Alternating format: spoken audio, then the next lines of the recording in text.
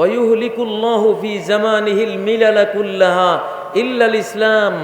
ঈসা আলাইহিস সালামের যুগে সব ধর্ম আল্লাহ তাআলা নিচ্ছিন্ন করে দেবেন, অর্থাৎ মানুষেরাই সব ধর্ম ত্যাগ করে ঈসা আলাইহিস সালামের উম্মত অর্থাৎ তার অনুসারী হয়ে তাকে ফলো করে মুহাম্মাদি উম্মত হয়ে আল্লাহর একত্ববাদী গোলামি করবে।